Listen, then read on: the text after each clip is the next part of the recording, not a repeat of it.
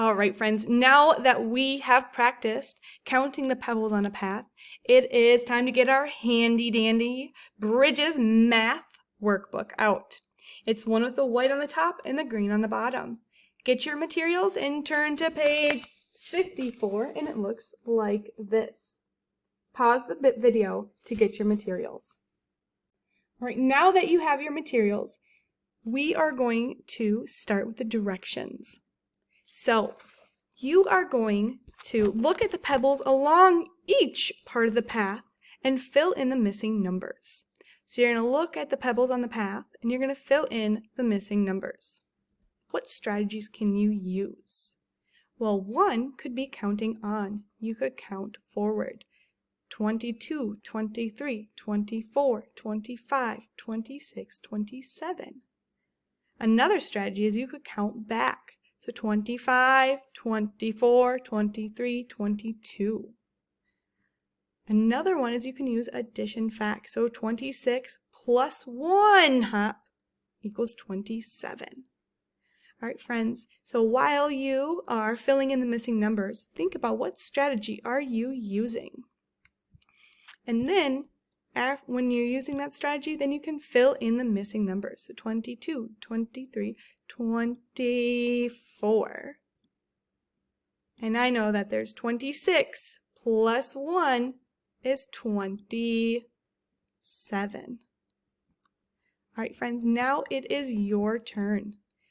So you can complete number 2 and number 3. Number 3 has a challenge question. Are you up for a challenge question? Well, I will read the problem to you, and you can use numbers and words to explain how you solved it. So Hansel and Gretel used a pebble to mark every 10 steps as they walked along the path.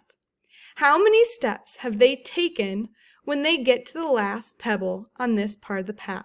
So look at this part of the path. Think about what pebble did they land on? All right, so draw a picture or explain how you solved it. All right, number 4, you can fill in the missing numbers along the path.